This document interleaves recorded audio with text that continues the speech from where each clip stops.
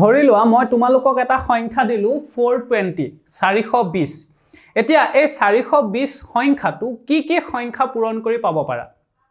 তো এক ধৰণে আমি ক'ব পাৰো চোৱা 420 ৰ লগত যদি মই 1 পূৰণ কৰো তো 420 ৰ লগত 1 পূৰণ কৰিলে মই 420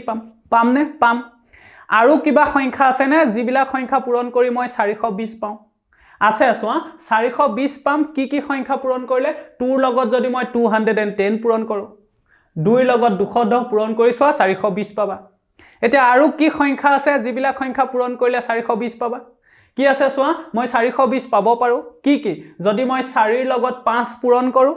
আৰু সেই 5 ৰ লগত যদি আকৌ মই 21 পূৰণ কৰি দিও তো তাৰ মানে চোৱা 4 5 গুণ 20 20 ৰ লগত 21 পূৰণ কৰি চোৱা 420 পাবা অৰ্থাৎ এনেদৰে আমি চোৱা 420 সংখ্যাটোক আমি বিভিন্ন সংখ্যাৰ পূৰণফল হিচাপে দেখুৱাব পাৰো তো ইয়াৰ উপৰিও আৰু পূৰণফল আছে চোৱা মই ডট ডট ডট দি দিছো তাৰ মানে আৰু বেলেগ বেলেগ সংখ্যা আছে যিবিলাক সংখ্যাৰ পূৰণফল হিচাপে মই এই 420 টোক দেখুৱাব পাৰো ঠিক আছে এতিয়া এই যে পূৰণ কৰি আমি এই পূৰণফল এই সংখ্যাবিলাক পূৰণ কৰি আমি 420 টো পাইছো হয়নে তো এই সংখ্যাবিলাকক যিবিলাক সংখ্যা পূৰণ কৰি 420 পাইছো হেবিলাকক আমি কি বুলি কওঁ হেবিলাকক আমি কি বুলি কওঁ হেবিলাকক উৎপাদক বুলি কোৱা হয় অৰ্থাৎ 1 টো 420 ৰ এটা উৎপাদক 420 টো 420 ৰ এটা উৎপাদক কিয় কাৰণ এই দুটা সংখ্যা পূৰণ কৰি 420 পাইছো ঠিক তেনেকৈ 2 টো 420 ৰ এটা উৎপাদক 210 টো 420 ৰ এটা উৎপাদক কিয় কাৰণ এই দুটা সংখ্যা পূৰণ কৰি আমি 420 পাইছো হয়নে নহয় ঠিক তেনেকৈ 4 টো 420 ৰ এটা উৎপাদক 5 টো 420 ৰ এটা উৎপাদক 21 টো 420 ৰ এটা উৎপাদক কিয় কাৰণ এই সংখ্যা তিনটা পূৰণ কৰি মই 420 পাইছো গতিকে প্ৰতিটো সংখ্যাকে 420 ৰ এটা উৎপাদক বুলি কোৱা হয় আৰু এনেদৰে উৎপাদকবোৰ পূৰণ কৰি দেখুৱা এই পদ্ধতিটোক আমি কওঁ উৎপাদক বিশ্লেষণ কৰা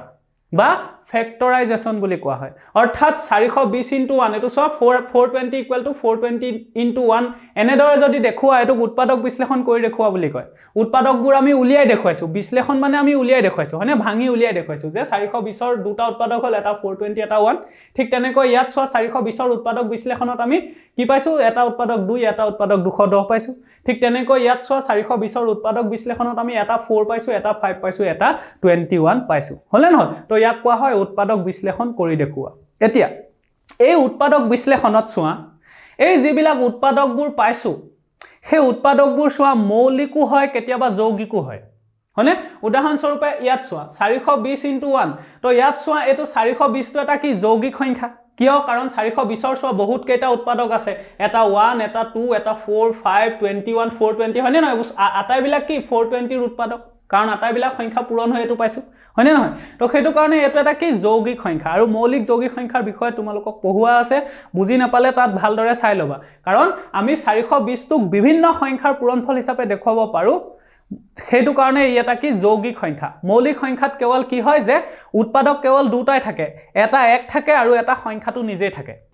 ভিডিওটো আৰম্ভ কৰাৰ আগতে তিনিটা লাইনত জ্ঞান পাণ্ডাৰ বিষয়ে জানি লওঁ আহা জ্ঞান পাণ্ডা হৈছে অসমৰ আটাইতকৈ বিশ্বাসযোগ্য আৰু নিৰ্ভৰযোগ্য শিক্ষণ পদ্ধতিৰ প্ৰথমটো অসমীয়া ই-লাৰ্নিং মোবাইল এপ য'ত তুমি লাভ কৰিবা গণিত ইংৰাজী ইংলিছ গ্ৰামাৰ বিজ্ঞান ইত্যাদি বিষয়ৰ উন্নত মানদণ্ডৰ এনিমেটেড হ্যান্ড হোল্ডিং টেকনলজি ব্যৱহাৰ কৰি প্ৰস্তুত কৰা ভিডিও লেকচাৰ্ছ নোটছ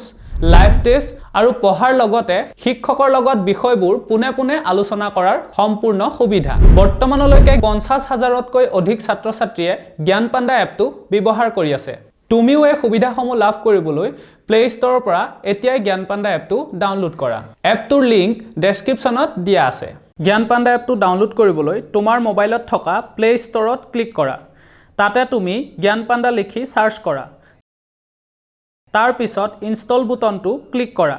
এতিয়া তোমাৰ মোবাইলত জ্ঞান পাণ্ডা এপটো আহি যাব আৰু তুমি ভিডিঅ'সমূহ চাব পাৰিবা নতুবা তুমি 6000474592 ত WhatsApp কৰা হয়নে কিন্তু ইয়াত চোৱা 1 আছে আৰু সংখ্যাটো নিজে আছে তাৰ উপৰিও চোৱা 2 আছে ইয়াৰ উৎপাদক 4 আছে ইয়াৰ উৎপাদক 5 আছে ইয়াৰ উৎপাদক 21 আছে ইয়াৰ উৎপাদক আৰু বেলেগ সংখ্যা আছে হলে তো সেইটো কাৰণে 420 টো এটা যৌগিক সংখ্যা অৰ্থাৎ এই উৎপাদক বিশ্লেষণ দুটাত 420 টো এটা যৌগিক সংখ্যা আকৌ এটো 1 এটা আছে 1 টো আমি জানো মৌলিকো নহয় যৌগিকো নহয় হয়নে তো তাৰ মানে ইয়াত কি হৈছে এটা যৌগিক সংখ্যা আছে আৰু এটা মৌলিকো নহয় যৌগিকো নোহোৱা সংখ্যা এটা আছে ঠিক আছে এইখিনিত চোৱা 2 টো এটা মৌলিক সংখ্যা হয়নে নহয় কাৰণ আমি জানো মৌলিক সংখ্যাবিলাক কি আছিল আমি শিকি আইছিলো যে মৌলিক সংখ্যাবিলাক এইবিলাক আছিল হয়নে এনেদৰে গৈ থাকে 2 3 5 7 11 13 17 19 এনেদৰে আগবাঢ়ি গৈ থাকে হয়নে নহয় তো ইয়াত চোৱা 2 টো এটা মৌলিক সংখ্যা আকৌ 210 টো এটা যৌগিক সংখ্যা কিয় কাৰণ 210 ৰ উৎপাদক বিশ্লেষণ কৰি চোৱা 210 উৎপাদক বিশ্লেষণ কৰি চালে দেখিবা 210 ৰ উৎপাদক 1 আৰু 210 ৰ উপৰিও বেলেগ বেলেগ সংখ্যা আছে 3 আছে 210 ৰ উৎপাদক 7 আছে 210 ৰ উৎপাদক বুজি পাইছানে উৎপাদক বিশ্লেষণ কৰি চাবা 210 ক হৰণ কৰি চাবা কি সংখ্যাৰে হৰণ যায় যিমানে হৰণ যাব আটাইবিলাকে তাৰ উৎপাদক হলে তো গতিকে বেলেগ বেলেগ সংখ্যা আছে সেইটো কাৰণে এটো যৌগিক এটো মৌলিক ঠিক আছে তো ইয়াত তাৰ মানে এটা যৌগিক আছে এটা মৌলিক আছে ঠিক তেনেকৈ ইয়াত চোৱা 4 টো এটা যৌগিক সংখ্যা কাৰণ 4 ৰ উৎপাদক 1 2 4 হয় হলে যেটো আমি শিকিও আহিছো হল আকৌ 5 টো এটা মৌলিক সংখ্যা দেখিলানে 21 টো এটা আকৌ যৌগিক সংখ্যা হলে তো চোৱা এটা এটো এটা যৌগিক এটো এটা যৌগিক সংখ্যা আৰু এটো এটা কি মৌলিক সংখ্যা অৰ্থাৎ মৌলিক যৌগিক পূৰণ হৈ আছে হলে উৎপাদকবোৰ কি কোনোবা এটা মৌলিক কোনোবা এটা যৌগিক এনেদৰে আছে হলে এতিয়া আমি 420 টোক এনেকুৱা উৎপাদকৰ পূৰণফল হিচাপে দেখুৱাব পাৰোনে যে আটাইবিলাক উৎপাদকে যত মৌলিক সংখ্যা হয় কি কৈছো যে 420 টোক মই এনেকুৱা সংখ্যাৰ পূৰণফল হিচাপে দেখুৱাব লাগে যত হে আটাইবিলাক সংখ্যাই মৌলিক সংখ্যা হয় তাৰ মানে ইয়াত যিমান বিলাক সংখ্যা থাকিব পূৰণ হৈ হে আটাইবিলাকে মৌলিক সংখ্যা হ'ব লাগিব তো এনেদৰে আমি দেখুৱাব পাৰোনে নোৱাৰো হেতু আমি চাওঁ হা ঠিক আছে তাৰ মানে আমি কি কৰিম এতিয়া 420 ক আমি উৎপাদক বিশ্লেষণ কৰিম হে উৎপাদকবোৰ কিন্তু কি যৌগিক সংখ্যা নাথাকে কেৱল মৌলিক সংখ্যাহে থাকিব ঠিক আছে তো তাৰ কাৰণে আমি কি কৰিম চোৱা মই কি কৰিম চোৱা 420 টোক মই লিখি লম প্ৰথমতে তাৰ পিছত কি কৰিবা মৌলিক সংখ্যাৰ আটাইতকৈ সৰু মৌলিক সংখ্যাটোৱে 420 ক হৰণ যায় নে নাযায় চাবা কি কৈছো যে আমি কৰিবলৈ গৈ আছো কি যে 420 ক আমি এনে ধৰণৰ উৎপাদক বিশ্লেষণ কৰিম যত কেৱল মৌলিক সংখ্যাহে থাকিব লাগিব তো তাৰ কাৰণে কি কৰিবা 420 টো লিখি লবা আৰু তাৰ পিছত আটাইতকৈ সৰু মৌলিক সংখ্যাটোৱে হৰণ যায় নে নাযায় চাবা তো আটাইতকৈ সৰু মৌলিক সংখ্যাটো কি 2 গতিকে 2 ৰে হৰণ যায় নে নাযায় চোৱা এতিয়া মনত ৰাখিবা যে যিবিলাক সংখ্যাৰ শেষত 0 থাকে 2 থাকে 4 থাকে 6 থাকে আৰু 8 থাকে সেইবিলাক সংখ্যা সদায় 2 ৰে হৰণ যায় কি কৈছো যে যিবিলাক সংখ্যাৰ শেষত 0 থাকে 2 থাকে 4 থাকে 6 থাকে বা 8 থাকে সেই সংখ্যাবোৰ সদায় 2 ৰে বিভাজ্য মানে 2 ৰে সম্পূৰ্ণৰূপে হৰণ যায় ইয়াৰ শেষত কি আছে 0 আছে দেখিছানে শেষৰ সংখ্যাটো চাবা কি আছে ইয়াত 0 আছে গতিকে এই 2 ৰে হৰণ যাবই 0 থাকিলে হ'ব 2 থাকিলে হ'ব 4 থাকিলে হ'ব 6 থাকিলে হ'ব 8 থাকিলে হ'ব থাকিলে হ'ল ঠিক আছে গতিকে এই 0 আছে গতিকে এই 2 ৰে হৰণ যাব এতিয়া ছুটি নিয়মে হৰণ কৰিব নিশ্চয় জানা তো কেনেকৈ কৰিবা চোৱা এটো 4 আছে 4 ক 2 ৰে কেবাৰ যাব দুবাৰ যাব গতিকে ইয়াত 2 লিখি দিয়া দুবাৰ গল ঠিক আছে তাৰ পিছত চোৱা এটো 2 থাকি গল এ 4 টুক দুবাৰ গল এটো 2 আছে এতিয়া এ 2 টুক 2 ৰে কেবাৰ যাব এবাৰ যাব 2 ক 2 ৰে হৰণ কৰিলে এবাৰ যায় হয়নে নহয় গতিকে চোৱা ইয়াত লিখি দিয়া 1 হল তাৰ পিছত 4 ক দুবাৰ গল 2 ৰে এ 2 টুক 2 ৰে এবাৰ গল তাৰ পিছত এ 0 টো থাকি গল হে 0 টো তললে নমাই দিবা কি পালো 210 তাৰ মানে 2 এ 420 ক 210 বাৰ যায় ঠিক আছে তাৰ পিছত এই যেটো সংখ্যা পালা হে সংখ্যাটো পুনৰ আটাইতকৈ সৰু মৌলিক সংখ্যাটোৱে হৰণ যায় নে নাযায় চাব লাগিব আটাইতকৈ সৰু মৌলিক সংখ্যাটো 2 তাৰ পিছতো 3 তাৰ পিছত 5 তাৰ পিছত 7 তাৰ পিছত 11 13 17 19 23 29 এনেদৰে গৈ থাকিব ঠিক আছে এতিয়া মই কি কৈছো এটো যেটো ৰিজাল্ট পালো 210 হেতুক 2 ৰে হৰণ যায় নে নাযায় আমি চাব লাগিব তো এতিয়া এটো 2 ৰে হৰণ যাবনে যাব কিয় কাৰণ শেষত 0 আছে 0 থাকিলে সদায় 2 ৰে হৰণ যায় ঠিক আছে তো এটা 2 ৰে হৰণ কৰা 2 ৰে সোৱা 2 কেবাৰ যাব 2 ৰে 2 এবাৰ যায় হয়নে 2 ৰে 2 হৰণ কৰিলে এবাৰ যাব গতিকে 1 টো লিখি দিয়া ঠিক আছে তাৰ পিছত সোৱা এটো 1 থাকি গল 2 টো হৰণ কৰিলে এবাৰ গল তাৰ পিছত 1 থাকি গল হে 1 টো কেতিয়া 2 ৰে হৰণ যাবনে নাযায় হয়নে 2 ৰে 1 হৰণ নাযায় তাৰ কাৰণে কি কৰিবা এই পিছৰ 0 টো মই লৈ লব লাগিব তো দুইটা সংখ্যা লইলে কি হ'ব 10 হৈ যাব তো 10 ক 2 ৰে হৰণ যাবনে যাব কেবাৰ যাব 5 বাৰ যাব এতিয়া কিন্তু ইয়াত এটা কথা মনত ৰাখিবা তো 1 টুক 2 ৰে হৰণ নাযায় দেখিলানে সৰু তো হেতু কাৰণে মই কি কৰিলো 1 ৰ লগতে মই 0 টো লৈ ললো হল 0 টো লৈ মই 10 পালো যেতিয়া এনেদৰে দুটা সংখ্যা একেলগে লৈ লব লগা হয় হৰণ যদি নাযায় দুইটা সংখ্যা একেলগে লৈ লব লগা হয় তেতিয়া সদায় 0 এটা ইয়াত লিখি লব লাগে কি কৈছো যে দুটা সংখ্যা লৈ ললো হেতু কাৰণে ইয়াত এটা মই শূন্য আগতীয়াকে লিখি লব লাগিব তো হেতু কাৰণে শূন্যটো লিখি ললো বুজি পালা আকৌ এবাৰ কৈ দিছো 2 ৰে 2 এবাৰ যায় 1 লিখি দিলো তাৰ পিছত দেখিলো এই 1 টোক 2 ৰে হৰণ নাযায় কাৰণে মই শূন্যটো লব লগিয়া হল তো দুটা সংখ্যা একেলগে লব লগিয়া হল হেতু কাৰণে ইয়াত এটা শূন্য বহুৱাই লব লাগিব এতিয়া এই দুটা সংখ্যা লগ লাগি কি হল 10 হল হয়নে তো 10ক 2 ৰে কেবাৰ যাব 5 বাৰ যাব গতিকে লিখি দিয়া ইয়াত 5 তাৰ মানে 2 এ 210ক 105 বাৰ যায় ঠিক আছে হৈ গল এতিয়া 105 পালো এতিয়া সেই 105 টোক আকৌ আটাইতকৈ সৰু মৌলিক সংখ্যাটোৱে হৰণ যায় নে নাযায় চাব লাগিব তো এতিয়া 105ক 2 ৰে হৰণ যাবনে নাযায় কিয় নাযায় চোৱা 105ৰ শেষত 0 2 4 6 8 এই সংখ্যা কেইটাৰ কোনোবা এটা আছে জানো নাই হয়নে ইয়াত 5 আছে কিন্তু ইয়াত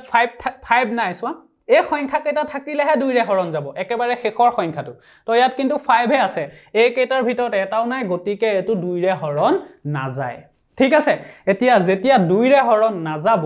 তেতিয়া তাতকৈ ডাঙৰ সংখ্যাটোৱে তাতকৈ ডাঙৰ মৌলিক সংখ্যাটোৱে হৰণ যায় নে নাযায় চাব লাগিব অৰ্থাৎ প্ৰথমতে আটাইতকৈ সৰুটোৱে চাবা যদি সৰুটোৱে নাযায় তাতকৈ ডাঙৰটোৱে চাবা যদি ইউ হৰণ নাযায় তেতিয়া তাতকৈ ডাঙৰটোৱে চাবা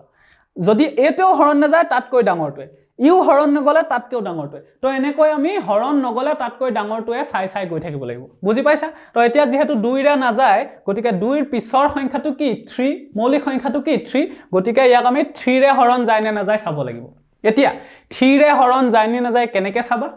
কি কৰিবা যে এই সংখ্যাটোৰ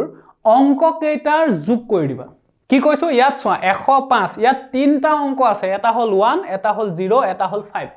বুজি পাইছা সংখ্যা এটাৰ প্ৰতিটোকে এটা অংক বুলি কয় 1 টো এটা অংক 0 টো এটা অংক 5 টো এটা অংক তিনটা অংক আছে তো সেই অংক কেইটা যোগ কৰি দিয়া তো চোৱা 1 ৰ লগত 0 যোগ কৰিলে কি হ'ব 1 ৰ লগত 0 যোগ কৰিলে 1 হ'ব আৰু সেই 1 ৰ লগত 5 যোগ কৰিলে কি হ'বগে 6 হ'ব তাৰ মানে 1 ৰ লগত 0 যোগ কৰা 1 পালো তাৰ লগত আকৌ 5 যোগ কৰি দিয়া কি পালা 6 হ'ব একে পাছে 6 হৈ গল হয়নে তো এতিয়া সেই 6ক 3 ৰে হৰণ যায় নে নাযায় যায় কেবাৰ যায় দুবাৰ যায় গতিকে এই সংখ্যাটোকো 3 ৰে হৰণ যাব তাৰ মানে এটা সংখ্যা 3 ৰে হৰণ যায় নে নাযায় চাবলে আমি কি কৰিব লাগে যে এই সংখ্যাটোৰ অংক কেইটা যোগ কৰি চাব লাগে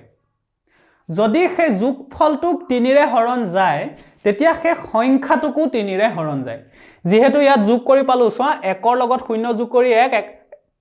তাৰ পিছত 5 যোগ কৰি দিলো 6 হল 6ক যেহেতু 3 ৰে হৰণ যায় এই গুটে সংখ্যাটোকো 3 ৰে হৰণ যাব বা আমি লিখি থব পাৰো যে সংখ্যা এটাৰ অংক কেইটাৰ যোগফলটো 3 ৰে বিভাজ্য হলে সংখ্যাটো 3 ৰে বিভাজ্য হয় কি কৈছো যে সংখ্যা এটাৰ অংক কেইটাৰ যোগফলটো তাৰ মানে অংক কেইটা যোগ কৰি চাব লাগিব সেই যেটো যোগফল হেতুক যদি 3 ৰে বিভাজ্য হয় তাৰ মানে 3 ৰে সম্পূৰ্ণৰূপে হৰণ যায় তেতিয়া হলা কি হয় সেই সংখ্যাটো 3 ৰে বিভাজ্য হয় সংখ্যাটোকো 3 ৰে হৰণ যায় ঠিক আছে এবিলাক লিখি ৰাখিবা যদি না জানা ঠিক আছে তো তাৰ মানে এটো 3 ৰে হৰণ যাব ঠিক আছে এতিয়া হৰণ কৰা এতিয়া চোৱা 3 ৰে 3 ৰে প্ৰথমতে 10 লৈ লম কাৰণ 1 টুকটো হৰণ না যায় গতিকে 1 ৰ পিছত 0 টো লৈ লম 10 ঠিক আছে তো প্ৰথমতে ললে আগত 0 টা নিদিলেও হ'ব কাৰণ আগত 0 টা দি লাভ নাই ঠিক আছে গতিকে প্ৰথমতে আমি দুটা সংখ্যা লব পাৰো ঠিক আছে তো 10 লৈ ললো এতিয়া 10ক 3 য়ে কেবাৰ যাব 3 বাৰ যাব কাৰণ 3 3 গুণ 9 10ক তো পুনে পুনে হৰণ না যায় হয়নে 3 3 গুণ 9 হ'ব তো 10 আছিলে 10ক কেবাৰ দিলো 3 বাৰ দি দিলো 9 হৈ গল এতিয়া 10ৰ 9 গল থাকিল কিমান এক এটা বাকি থাকি যাব হয়নে কাৰণ 10ক 3 ৰে 3 বাৰ যায় 9 হয় আৰু এক এটা বাকি থাকি যাব অৰ্থাৎ 10ৰ পৰা এক এটা বাকি থাকি যাব সেই 1 টোৰ লগতে 5 টো লগ হৈ কি হ'ব 15 হ'ব 1 তাৰ পিছত 5 এটা আছে 1 ৰ পিছত 5 15 হ'ব সেই 15ক 3 য়ে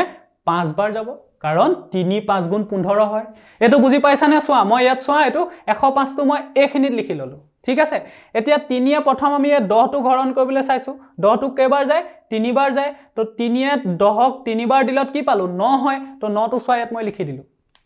3 য়ে 10 টোক 3 বাৰ গল 9 হল ঠিক আছে এতিয়া 10ৰ 9 গল থাকিল 1 হে 1 টো থাকি যায় তাৰ পিছত এই 5 টো থাকি যায় দেইছানে হে 5 টো নামি আহে 15 হল হলে তো হেতু কাৰণে 15ক 3 য়ে চোৱা 5 বাৰ গল বুজি পাইছা এটো মনৰ ভিতৰতে কিন্তু কৰিব লাগিব কেনেকৈ কৰিবা যে 10ক 3 ৰে 3 বাৰ যাব 3 3 গুণ 9 এক এটা থাকি গল হে 1 ৰ পিছতে 5 টো লাগি কি হ'ব চোৱা 1 ৰ পিছত 5 টো লাগি 15 হল হে 15ক 3 য়ে 5 বাৰ গুছি গল ঠিক আছে তো তাৰ মানে 105ক 3 য়ে 35 বাৰ যায় ঠিক আছে হৈ গল এতিয়া চোৱা এই 35ক আকৌ আমি চাব লাগিব আটাইতকৈ সৰু মৌলিক সংখ্যাটোৱে হৰণ যায় নেকি সদায় যেটো ৰিজাল্ট পাবা হেতুক আকৌ প্ৰথমৰ পৰা চাবা যে 2 ৰে হৰণ যায় নেকি 2 ৰে ইয়াক হৰণ না যায় কাৰণ ইয়াৰ শেষত 5 আছে 2 ৰে হৰণ যাবলৈ হলে এই কেটা সংখ্যাৰ ভিতৰত কোনোবা এটা থাকিব লাগিব কিন্তু এই কেটাৰ ভিতৰত এটাও নাই 5 আছে গতিকে এই 2 ৰে হৰণ না যায় তো 2 ৰে হৰণ নগলে আকৌ চাব লাগিব ইয়াতকৈ ডাঙৰ সংখ্যাটোৱে হৰণ যায় নে না যায় তাৰ পিছৰ সংখ্যাটো কি 3 মানে মৌলিক সংখ্যা সদায় ঠিক আছে বেলেগ সংখ্যা ললে নহব তো 3 ৰে হৰণ যায় নে না যায় চোৱা 3 ৰ হৰণ যায় নে না যায় চাবলে আমি সংখ্যাটোৰ অংক দুটা যোগ কৰি দিম অৰ্থাৎ 3 ৰ লগত 5 যোগ কৰি দিয়া 3 এ পাছে 8 এতিয়া 8ক 3 ৰে হৰণ যায় নি না যায় হয়নে না যায় গতিকে এই সংখ্যাটোকো 3 ৰে হৰণ না যায় কাৰণ 8ক 3 ৰে হৰণ কৰিলে বাকি থাকি যাব হৰণ না যায় হৰণ মানে মই বিভাজ্য কথা কৈ আছো ঠিক আছে সম্পূৰ্ণৰূপে হৰণ যাব লাগিব ওকে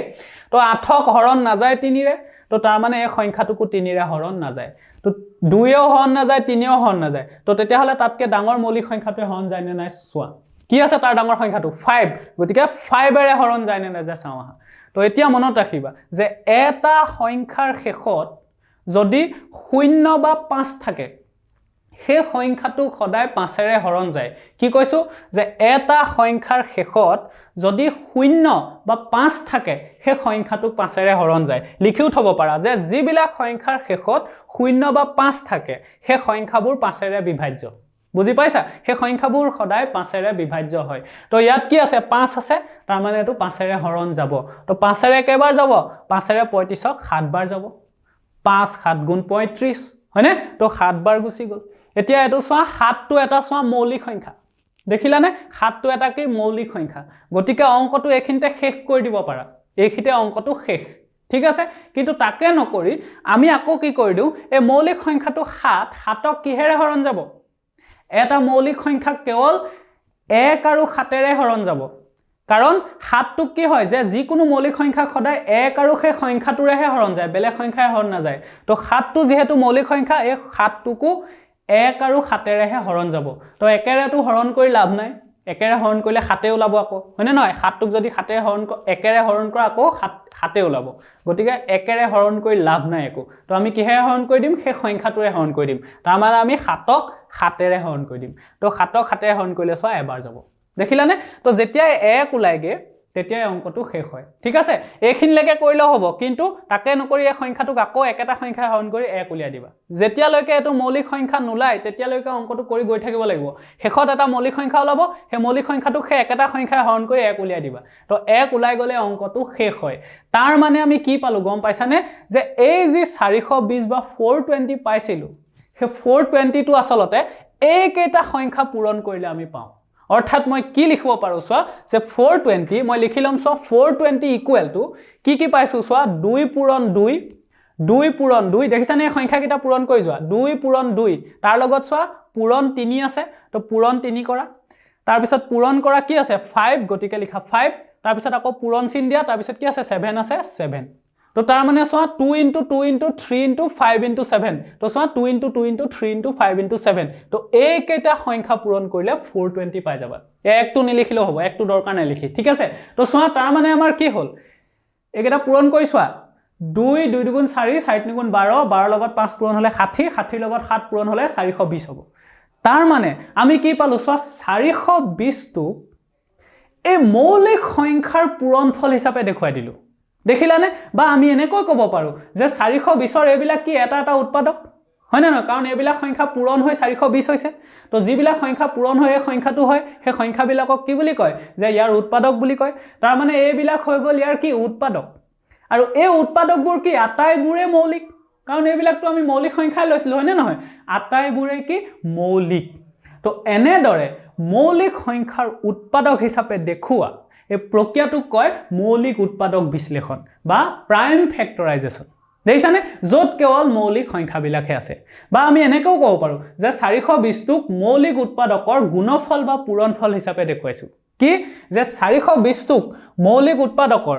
এইবিলাক মৌলিক উৎপাদক হয়নে নহয় মৌলিক উৎপাদকৰ এটো কি পূৰণ কৰিছো পূৰণ কৰাটোক আমি গুণফল বা পূৰণফল বুলি কওঁ যে 420ক মৌলিক উৎপাদকৰ গুণফল বা পূৰণফল হিচাপে আমি দেখুৱাইছো ঠিক আছে বুজি পাইছা তো এনেদৰে মৌলিক উৎপাদক হিচাপে দেখুৱা প্ৰক্ৰিয়াটো কি কয় মৌলিক উৎপাদক বিশ্লেষণ কৰা যদি তোমালোকক প্ৰশ্ন দিয়া যে 420ৰ মৌলিক উৎপাদক বিশ্লেষণ কৰা তো তেতিয়া কি কৰিবা যে 420 টো লৈ এনেদৰে কি কৰিবা প্ৰথমতে আটাইতকৈ সৰু মৌলিক সংখ্যাটোৱে হৰণ কৰিবা যদি হৰণ যায় হেতুৱে কৰিবা যদি না যায় তাতকৈ ডাঙৰটোৱে যদি হেতুৱে হৰণ না যায় তাতকৈ ডাঙৰটোৱে ইয়াত দেখুৱাৰ ধৰণে হৰণ কৰিব লাগিব আৰু যি সংখ্যা এনেদৰে পাবাগৈ তো সেইকেটা পূৰণ কৰি দেখুৱাই দিলে হৈ যাব কি মৌলিক উৎপাদক বিশ্লেষণ ঠিক আছে এতিয়া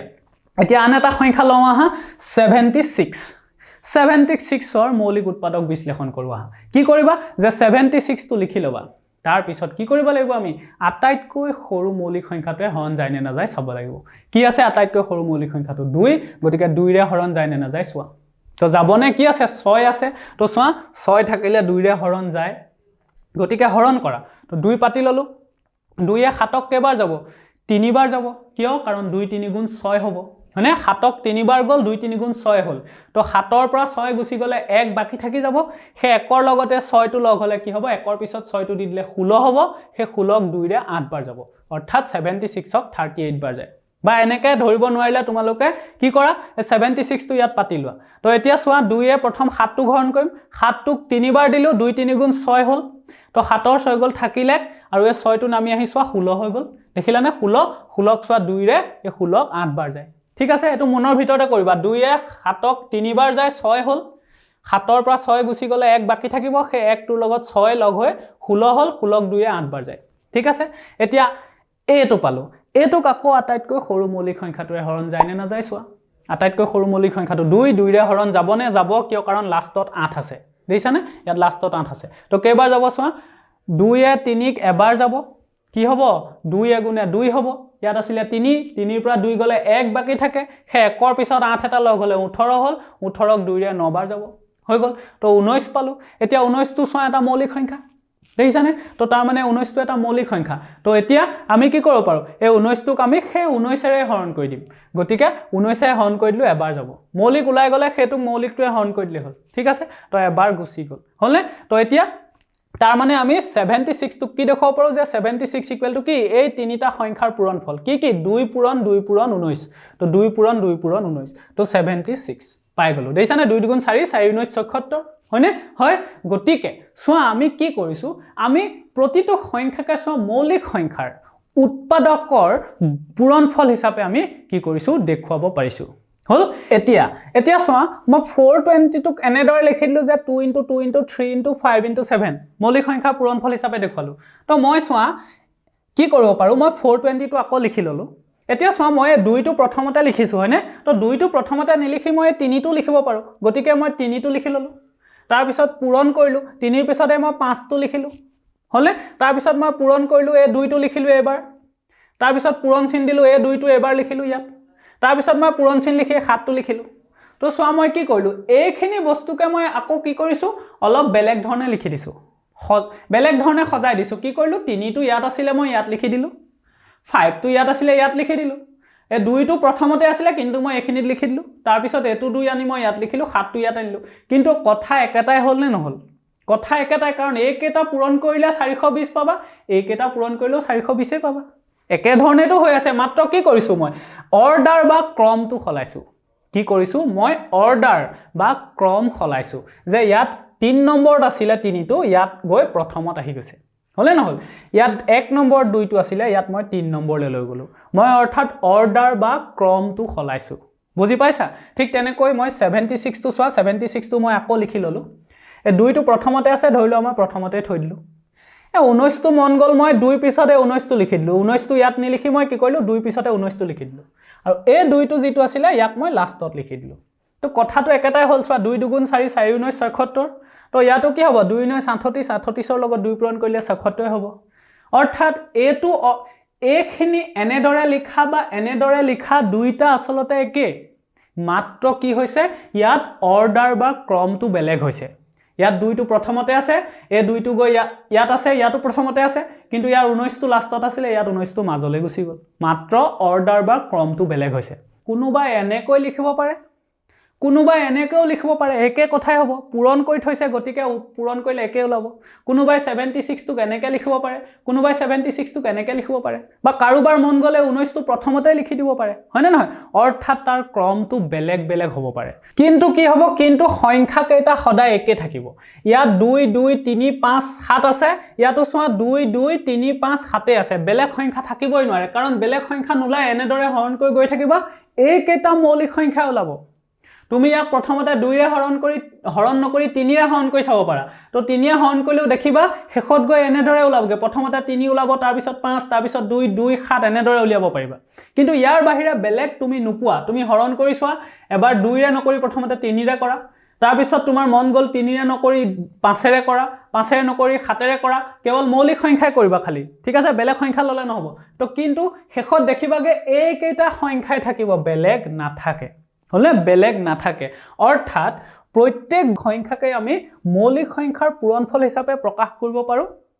আৰু তাত কি হয়, কেৱল ক্ৰমটো বেলেগ বেলেগ হ'ব পাৰে, কিন্তু সদায় এই উৎপাদকীকৰণটো কি হ'ব, একে হ'ব। অৰ্থাৎ একেকেইটা সংখ্যাই থাকে, ঠিক আছে? তো এতিয়া চোৱা, মই তোমালোকক যে কৈছিলোঁ প্ৰথমতে আটাইতকৈ সৰুটোৱে কৰিব লাগে হৰণ, তাৰ পিছত সেই যিটো ৰিজাল্ট পাওঁ সেইটোক আকৌ আটাইতকৈ সৰুটোৱে হৰণ যায় নে নাযায় চাব লাগে, যদি যায় আকৌ সেইটোৱে কৰিব লাগে, তাৰ পিছত আকৌ যিটো সংখ্যা পাওঁ সেইটোক আকৌ আটাইতকৈ সৰুটোৱে হৰণ যায় নে নাযায় চাব লাগে, যদি যায় সেইটোৱে কৰিবা, নগ'লে তাতকৈ ডাঙৰটোৱে কৰিব লাগে, হয়নে? এইখিনি যে শিকাইছোঁ, তো তেনেদৰে কৰিলে কি হয়, সদায় চোৱা সৰুৰ পৰা ডাঙৰলৈ ওলায় আৰু অংকটো ভুল হোৱাৰ সম্ভাৱনা কম থাকে। তো সেইটো কাৰণে সদায়